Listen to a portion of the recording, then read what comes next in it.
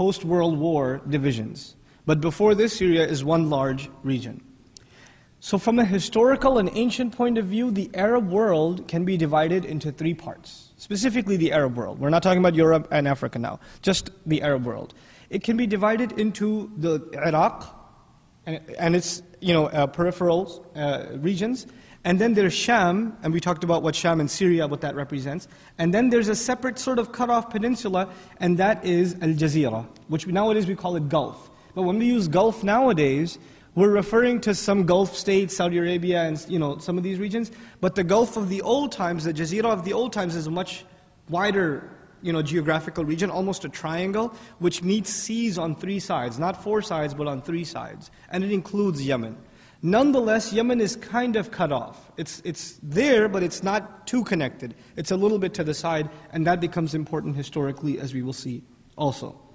So now, for a great period in history, Yemen controlled, and the rule of Saba controlled the trade between Europe and the rest of the world, and between Asia and the rest of the world. This was the avenue by which they would have to go. Their ports were of strategic importance. So this was what gave them their economic strength and also their political importance. Because when you're important strategically, economically, right, then your political power also rises. So this was one of the main means by which they had their importance. Now the Great Flood occurs once again around the year 450 and 451, and what happens to them as a civilization? It's collapsed. That economy is gone. And the ports are destroyed. Now pretty much everything they had going for themselves is finished. So that route that used to be for trade is no longer. Now there are other means by which this travel needs to take place. Now this is a little bit of background on the Yemen side. How is this connected to Arabia? A lot of Arabs, Yemenis or Arabs also, they left that region and they started traveling to other parts of the Arab world. And they started settling as tribes in different places. Now Yemenis have been traveling for a long time. Some narrations even say that the first tribe that came with Ismail alayhi salam way before this, when they saw the water, right? That was also a Yemeni tribe originally. So they've been traveling and leaving Yemen for other travels within the Arab world for a long time already. But this was a major exodus because of the economic downfall in that region. By the way, Aus and Khazraj also historically happened to be tribes that left Yemen for economic reasons and settled in Medina. So they're also, their history is traced back to that original exodus. Now, in the meantime, in the rest of Arabia, especially in the land of Hijaz, the children of Ibrahim alayhi salam, through the lineage of which messenger? Ismail alayhi salam, they're settling in different places. They're not all in Mecca. He made dua for them in Mecca, this is true. But they were dispersed all over Arabia. They were not in one place. And this is around the same time that this collapse took place. There's a historical figure we learn about in the books of history. Ibn Khaldun mentions him in detail. His name is Uthayy ibn Kalam. And he was a leader among the Arabs who was from the family of Ismail alayhi salam.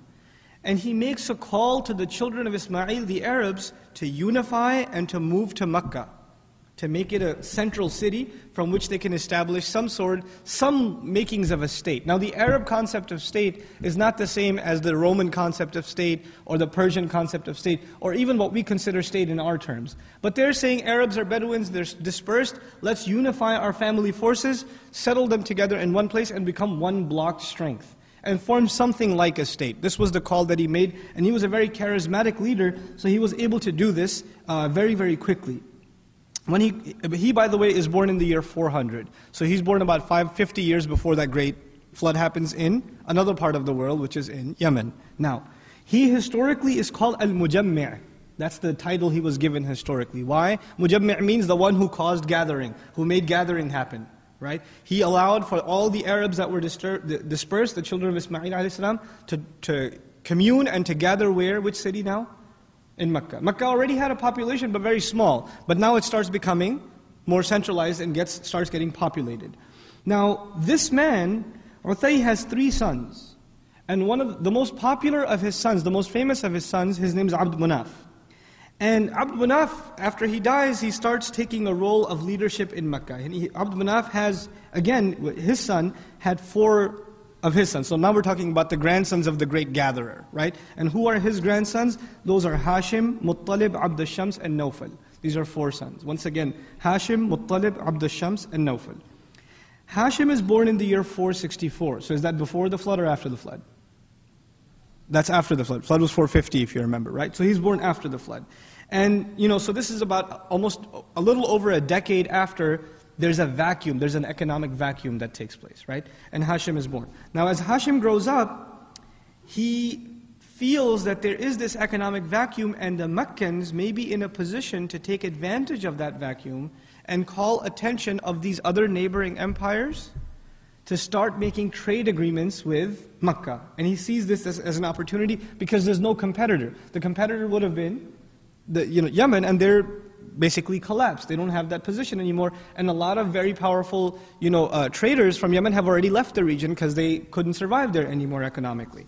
So he goes himself to Sham and speaks to the ruler, Ghassani is called, and he sends his brother Abd al-Shams to Habasha, he sends Nawfal to Iraq, and even sent one of his brothers to Yemen. So in other words, every neighboring empire he's going and he's trying to make trade agreements with them. So now they look at Mecca as a port to do trade. The selling point for Mecca is the Arabs generally have respect for Mecca. Idolatrous as they may be, they actually had accepted Mecca as the house built by Allah. Even if they're doing shirk, they still had it in their tradition, their lineage, that this is the house of Allah. So it already, in the culture of that land, in Hijaz and even further down in the plains, this was already understood as a religious capital. So they said, it's already a religious capital, why don't we try and make it also an economic capital, and try to use that strategically to our advantage. Now when these 4 brothers made these agreements, and these are, the word for agreement, this is important now, the word for agreement is ilaf. And these 4 brothers who went and made agreements, they're called ashab al-ilaf, the people of those agreements, the trade agreements. Why is that word important? What does it remind you of? The ilafi Quraysh. So there's a historical connection between the term used for them and what we're going to be learning in Surah Quraysh. That's where that's going to become important. Another name for them was also al-muttajirin, which means the traders. Now Hashim was one of those 4 brothers. Hashim has a son named Abdul Muttalib, born approximately 457 according to most historians. Abdul Muttalib has a son named Abdullah. Abdullah has Rasulullah sallallahu alaihi wasallam. So now we have this timeline and connected to this Hashim being one of the key figures who was involved in the revival of Mecca as an economic power and bringing it to fruition. Now, in the meantime, now we're going to look at another place. So we looked at some history of Yemen while this is happening. We looked at some history of what's happening in Hijaz itself. Now we're going to look at what's happening in the Christian world, in the Roman world. In the year 300 after Isa alayhi salam, in the Christian calendar, the Roman Empire accepts as an official state religion Christianity. Christianity becomes the official state religion. But the Roman Empire isn't limited to Rome. They include parts of Western Asia, what we call Turkey nowadays, parts of Egypt. They include underneath them Sudan and even Ethiopia, and those are also Christian regions at this time. And actually a good part of Habasha was Christian, and a part of Yemen was also Christian originally. In a brief era in between, the Yemenis had a rebellion and they became a Jewish empire.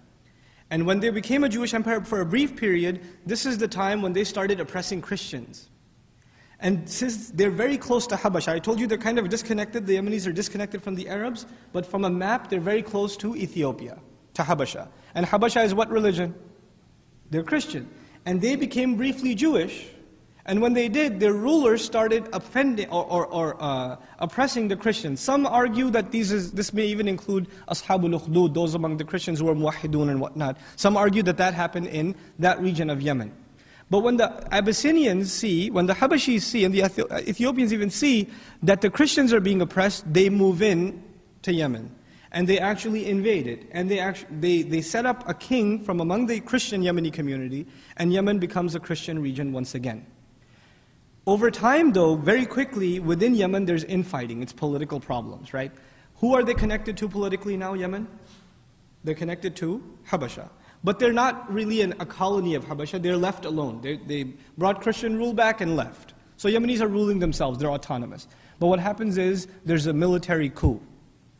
Abraha used to be a general, and he fights against his own king, takes him over, and becomes the new king.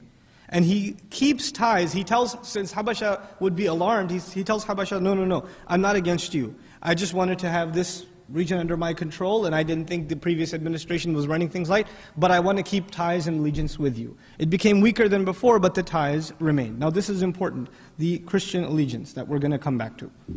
Now, Yemen, the rulers, one of the ways they retain their power, and one of the things that makes them build the people's allegiance to them is they remind people of what a great nation they are and how they need to return back to the greatness. So what is Abraha reminded of? He's reminded of the days when Yemen used to be the center of trade before the flood. But after the flood, who took advantage of the vacuum? The Quraysh did. And all the trade moved through Quraysh. So now Abraha decides he's going to build what's called Al-Qullays. This is a huge shrine which he wanted to make as an alternative. It was a Christian place of worship, but he wanted to make it as an alternative place of center. And it said that he used the most expensive equipment and building materials and exotic items to build this huge monument and building, really a shrine and temple. His hope was it would undermine the value of Makkah. It's a much more elaborate and glorious place to come. Now he thought because it's more interesting that people will come. But people didn't go to Makkah because they found it a tourist attraction. What was the attraction in Makkah? It was religious. And you can't change people's religious sentiments overnight. So he gets really upset that he's exhausted all these resources into building this huge thing and it's not getting any traffic. No trade has changed. So he writes a letter to the king of Habasha. And he says, until the Kaaba is destroyed, we're not going to have any attention in our region, in Yemen. So you need to help us. Now when he writes this letter, the Arabs get word of it. The Arabs hear about it. And when they hear about it, what do? They're very upset that this conversation is even taking place. So some of the Arabs that were a little crazier than the others, there are several narrations. One of them is they burnt the place down. They went to Yemen and they burnt the Qullays down. They burnt that building down. But another more popular narration is that they went there and they secretly entered it and they basically defecated in it, right? And they violated the place and they left. And this was their statement of, this is what we think of your Kaaba, so to speak, right? And Abraha sees this, and this is insult to injury. He's already thinking about attacking. And now he has all the more reason, and now he can actually think about it in a political science point of view. If they have attacked you, or if they've insulted you, is it easier to rally the troops and gather the people in your favor? So he sees this as an opportunity to rally everybody and go after the Kaaba. But historically we learn he was already interested in destroying the Kaaba. This is important to note. A lot of times when we study this history, without studying it carefully, we think that his motivations were religious. Right? But we have to understand the world works in strange ways. Maybe he has some religious aspirations in there. But what does it seem when you study the history carefully? What seems to be the case? His aspirations are political and economic. He wants his nation to be the center of trade once again, and he sees Quraysh now as this formidable competitor. Also he realizes we have a huge army and we're backed by the Ethiopians. Who's back in the Meccans? Nobody. So we could do this without a problem. This would not be an issue, right? So he gathers his troops. Now there are several narrations about how many. The least number that we have is 12,000. The biggest number in history books is 60,000. So we'll say between 12 and 60,000 troops are now summoned, and they're heading out. And with them are between 9 to 13 actually elephants. There's one elephant that was really famous among them. His name is Mahmud. They say he was a colossal elephant, and he was sort of leading the pack. So they make their way out. Now, as they make progress, they head towards Taif. When they get to Taif, the Taif people, they don't fight them. They say, we're ready to negotiate with you. Now it's important to note, why would Taif want to negotiate with them? The rest of the Arabs would not want to negotiate with them because they're false gods, they're idols. Where are they stationed? They're in Mecca. And that's important. You know why nobody would attack Quraysh? Because Quraysh is holding all of their idols. If you attack them, they're going to go back home and do what to your idol? They're going to break it. But Taif used to worship the false god Lat. And they kept the idol in Taif. They didn't have the idol at the Haram, they had it in Taif. So they didn't care if it gets destroyed. It wasn't a big deal to them. So they start making a deal. They cut a deal, they say, we have no beef with you, actually we'll help you. The tribe of Thaqif specifically. They said, we'll help you. They appointed a guy a navigator named Abu Righal. And his job was, because the way from Ta'if to Mecca is complicated, I will guide your troops all the way to Mecca without a problem.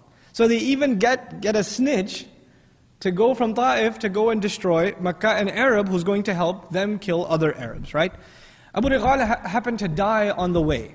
He died on the way, and he was buried on the way. And this became a monument. Arabs would go there and spit and curse and like throw pebbles at his grave and stuff, because he was a historical sellout. And he sold the location of Mecca and directions to Mecca out to the army of Abraha. Anyhow, so he gets there in the month of Muharram, by the way. Abraha gets to the region in the month of Muharram. Now this backdrop is very important. Why is this backdrop important? Because when we study this surah, and Allah Azza wa Jal tells us, Alam tara kayfa, which is our job next week, inshallah ta'ala, is to study the words of the surah. Today my focus was just history, and why this history is important. This history is important, first of all, to note that the reasons why Mecca was attacked there's political sentiments in there, there are economic sentiments in there. This is important to note. Now, if you look at Surah Al-Fil, Allah Azza wa Jal talks about the political and the military safety of Mecca. And when you look at Quraysh, Allah talks about the economic security of Mecca. These two different aspects of the security of Mecca are going to be dealt with in these surahs. Now, today, inshallah ta'ala, I'm going to be very brief and just talk about a sprinkling of aspects of the surah, but really our focus will be, inshallah ta'ala, next week on the word-by-word analysis of the surah. But at least a sprinkling of items today, inshallah ta'ala. Number one is the issue of Alam Tara. Did you see? Did you not see? Is how it's translated. Did you not see? This is a figure of speech in Arabic. First of all, it's in the singular. In English, that's kind of hard to spot, because had we said Alam Taraw or Alam Tara, the English translation would still say, did you not see? Because for English, the word you is both singular or plural. It doesn't make a difference. But in Arabic, Alam Tara is when you're talking to one, Alam Taraw is when you're talking to a lot. So it makes a difference, right? Now this is singular. This made a debate among the Mufassirun, whether is this talking to the Messenger sallallahu alaihi wasallam, or is it talking to each and every individual who is being asked to reflect. Now there are evidences for both. There are evidences for both. For example, وَقَضَى رَبُّكَ أَلَّا تَعْبُدُوا إِلَّا إِيَّاهُ وَبِالْوَالِدَيْنِ إِحْسَانًا. Your master declared that you should worship none except He, and you should be the best to both parents. Now that you in that ayah is singular. But the Messenger doesn't have what? He doesn't have both parents. So who's the ayah talking to, even though it's you singular? It's talking to human beings, the rest of us, right? So there's precedence for the you singular in the Qur'an being used for the Messenger and also for other than the Messenger, sallallahu alaihi wasallam. But the singular implies, the rhetorical function of that is, because this is not an ancient event, this is a very recent event. And perhaps a lot of the people who saw this happen in front of them, right? They were eyewitnesses to this. They are being asked to remember it one at a time. Each and every individual in the town can testify to what happened. Alam Tara. So that's one way of looking at it. Another is that the Messenger is being asked Alam Tara, which makes it a little more difficult to interpret. Because if you say to the Messenger, did you not see how your master dealt with the people of the elephant? Well, there's only one problem. He didn't, because he was born when? He was born after. Then you understand Alam Tara in a figurative sense. In other words, did you not reflect upon? Did you not realize? Have you not heard enough times? Have you not heard full depictions of how Allah protected the city as you were growing up even? In other words, the Quraysh were so amazed at this event. And what happened really is very, very amazing, that you could imagine that they talked about this all the time. And so much so that actually the Arabs didn't have a calendar. Like the Christians have a calendar revolving around what? The alleged death of Christ, right? That's what their calendar revolves around. The Arabs didn't have a calendar, and guess what their calendar became? Aam al-Fil. So-and-so happened 10 years before Aam al-Fil. Such-and-so happened 10 years after Aam al-Fil. Their point of reference became this, right? So this is something that was talked about all the time, as though, given the vivid nature of the language, people could even imagine what happened. So that's one way of looking at Alam Tara. But then there's the word kayfa. And the word kayfa is very important, because it alludes to yufidu ta'jib. How can Allah do that? How did your master deal with them? If you look at the army and the size of it, the size of the army is greater than the population of Makkah. The size of the army is greater than the civilian population, what to speak of the military population. It is such an impossible scenario that this situation would be resolved peacefully without the loss of civilian life. It's impossible in history to imagine an event where such a massive army would come against a town which doesn't even have a population of soldiers to defend themselves. And even if they did, they've never seen an elephant, which is the ancient tank. Right? It's the tank of back in the day. And they have, a dozen elephants, which is more than enough to basically destroy the entire town. Keep in mind, they don't have brick architecture. Elephants could literally run the huts over. You could flatten the entire city. In such an impossible scenario, how can it be, if not by the work of the Master, of the Lord, that this city's peace would be retained? So the word kayfa in the ayah becomes very important. Didn't you realize how this could happen if not for Allah Azza wa Jal? Did you not realize this cannot be just some random accident? Did you not realize that someone is taking care of this city, even in face of Ashab al-Fil, the most vicious of armies, the most well-prepared, well-equipped of armies? So that's really the point at which I'm going to conclude today, inshallah ta'ala, is the reflection and some benefits of just the phrase, alam tara. Inshallah ta'ala, we'll conclude the study of this surah and probably even get into the study of the next surah in our next session, Surah Quraysh, and tie the two together and do a word-by-word analysis, because we don't need a separate historical analysis for Surah Quraysh now, because we understand the scene that is set historically. So we'll deal with the surahs, both of them, inshallah ta'ala, at the same time. Barakallahu li wa lakum fil Qur'an al-Hakim, wa nafa'ni wa iyyakum bil ayati wa dhikr al-Hakim. Wassalamu